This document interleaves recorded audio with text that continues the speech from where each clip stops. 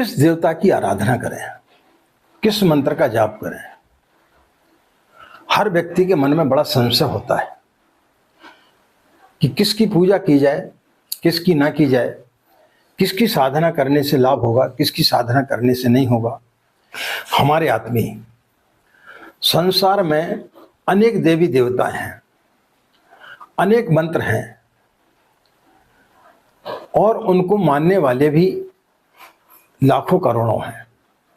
कोई किसी देवता की पूजा करता है, कोई किसी देवी की पूजा करता है, कोई किसी मंदिर में जाता है, कोई किसी मंत्र का जाप करता है। कुछ लोग जो भक्त पंथ वाले होते हैं वो राधा कृष्ण के बारे में बताते हैं और उनके बारे में बताते बताते थकते नहीं हैं। लेकिन जो तर्कशील व्यक्ति होते हैं उनके मन में समझ में नहीं आता कि हम किस ओर जाएं। कोई भगवान शिव के मंदिर में जाता है, उनकी आराधना करता, कोई भगवान गणेश की करता है, कोई माँ दुर्गा की करता है, कोई लक्ष्मी की करता है, कोई भगवान विष्णु की करता है, कोई हनुमान जी की आराधना करता है। और कुछ ऐसे भी देवी देवता हैं जिनको पहले कभी नहीं जाना जाता था लेकिन अचानक प्रकट हो जाते हैं। तब लोगों को समझ में नहीं आता कि किस मंत्र का जाप किया जाए, किस देवता की शरण में जाया जाए। अनेक पंथ हैं, अनेक संप्रदाय हैं। जैन धर्म, बौद्ध धर्म है, अहिंसा परमो धर्म है।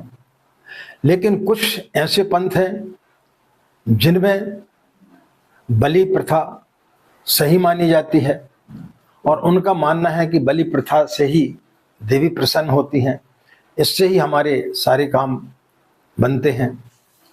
कोई निराकार की साधना पर जोर देता है, कोई मूर्ति की साधना पर जोर देता है। हर एक के विधि विधान अलग हैं, हर भगवान की पूजा पाठ के विधि विधान अलग हैं। जिस प्रकार से कि हिंदुओं में अलग अलग मुहूर्त होते हैं शादियों के, गृह प्रवेश के, लेकिन अन्य पंथ में यदि आप जाएंगे तो जब हिंदुओं की शादी नहीं होती उस समय उनकी शादियां होती हैं। तब समझ में नहीं आता कि सही क्या है। यदि एक आधार पर अमुक समय पर शादी करना ठीक है और अमुक समय पर शादी करना गलत है, तो जब दूसरे लोग जो है जिस समय पर एक पंथ वाले, एक धर्म वाले बोलते हैं कि इस समय शादी करना नहीं चाहिए तो दूसरे लोग करते हैं, तो उनके लिए उसके दुष्परिणाम क्यों प्राप्त नहीं होते हैं। तो जो तर्कशील व्यक्ति है वो सोचने के लिए मजबूर हो जाता है, इसलिए उसका दिमाग एक जगह स्थिर नहीं हो पाता है। और यदि किसी व्यक्ति का एक जगह दिमाग स्थिर होता तो फिर उसको मानना पड़ेगा, उसको उसकी भक्ति करना पड़ेगी। जैसे कई जगह कुछ आदिवासी क्षेत्रों में जाओगे तो वहां पर एक घर में 4 भाई हैं लेकिन उनकी पत्नी एक ही होती है। कहीं लड़की के लिए दहेज देना पड़ता है, कहीं लड़कों के लिए दहेज देना पड़ता है, कहीं एक ही शादी का नियम है, कुछ जगह पर 4-4, 5-5 शादियों का नियम है। तो ऐसी स्थिति में समझ में नहीं आता कि एक्चुअल धर्म है क्या। आदमी बड़ा कंफ्यूज हो जाता है और उसको समझ में नहीं आता कि किस जगह पर जाया जाए। निराकार की पूजा की जाए कि मूर्ति पूजा की जाए, किस मंत्र का जाप किया जाए।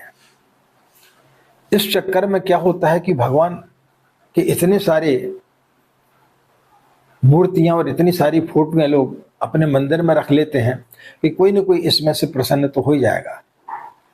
एक एक मंदिर में 5-5, 15-15 जो है भगवान बैठे रहते किसी किसी के घर में। अनेक मंत्रों का जाप करते हैं। कई लोगों के फोन आते हैं, गुरुजी हम गणेश जी का मंत्र पढ़ते हैं, फिर शिव तांडव स्तोत्र पढ़ते हैं, उसके बाद में ओम नमः शिवाय मंत्र का जाप करते हैं, फिर महामृत्युंजय का करते हैं, फिर माँ लक्ष्मी का करते हैं, फिर दुर्गा जी का करते हैं, फिर इसका दुर्गा सप्तशती का पाठ करते हैं, फिर गायत्री चालीसा पढ़ते हैं, फिर हनुमान चालीसा पढ़ते हैं। यानी उनका पूरा समय इसी में निकल जाता है। तो एक जगह व्यक्ति स्थिर नहीं हो पाता है। कई जगह पर जो मांसाहार करते हैं लेकिन वो पूजा करते हैं और उनको उसके फल प्राप्त होते। बंगाल की तरफ यदि चले जाएं तो मांस वहाँ पर खाना अनिवार्य है, लेकिन इसके बावजूद भी वहाँ बड़े बड़े संगीतज्ञ निकलते हैं, अच्छे अच्छे गायक निकलते हैं और बहुत सारे संत महात्मा भी वहाँ से निकले, जिसमें रामकृष्ण परमहंस एक है।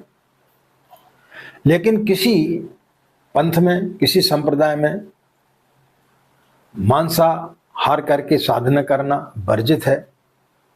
अब ऐसी स्थिति में व्यक्ति बड़ा कंफ्यूज हो जाता है कि एक जगह साधना करना में इस चीज निषेध नहीं है, दूसरी जगह निषेध है, ऐसा क्यों है?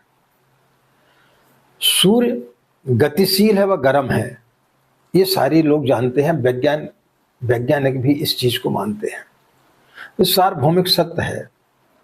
इसी प्रकार से धर्म और पंथों में यदि एक राय बनती तो फिर सभी लोग एक ही परमात्मा का पूजन करते, एक ही चीज की पूजन करते। लेकिन ऐसा नहीं है। ब्राह्मण ग्रंथों में एक कथा आती है कि यदि प्रलय आ जाए और सारे चीजें नष्ट हो जाएं, तब फिर व्यक्ति के पास में क्या बचेगा? तब आदमी के पास में विवेक बचता है।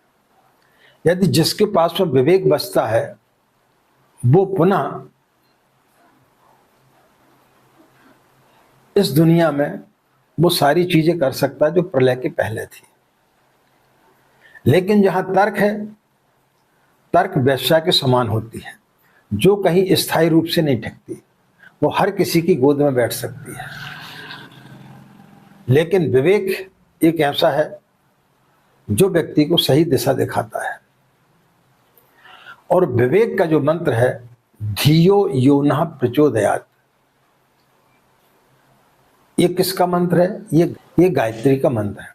ओम भूर्भुवस्व तत्सवितुर्वरेण्यम भर्गो देवस्य धीमहि धियो यो नः प्रचोदयात्। यानी जो हमें सन्मार्ग की ओर ले जाता है, हमारी बुद्धि को अंदर विवेक, ऋतम्भरा, प्रज्ञा जागृत करता है, ऐसे देवता की शरण में जाना चाहिए। तो गायत्री मंत्र एक ऐसा मंत्र है कि यदि प्रलय भी आ जाए तो उसके बाद यदि विवेक जिंदा है तो उन समस्त वेदों की रचना की जा सकती है, उन सारी चीजों को वापस लाया जा सकता है जो प्रलय के पूर्व थी। इसलिए गायत्री की उपासना हर युग में हर महान ऋषि ने, चाहे वो अवतारी हों या बड़े बड़े संत महात्मा हों या विदुषियां हों, उन सब ने एक स्वर से गायत्री मंत्र का ही जाप किया है। इसलिए व्यक्तियों को इधर उधर भटकने की बजाय गायत्री की शरण में आना चाहिए और गायत्री मंत्र का ही नियमित रूप से जाप करना चाहिए। और इसी पर श्रद्धा विश्वास करके यदि आप अपने जीवन को आगे बढ़ाएंगे तो निश्चित रूप से आपकी हर समस्या का समाधान होगा। आज की बात समाप्त। हमें आज्ञा दें। नमस्कार। ओम शांति।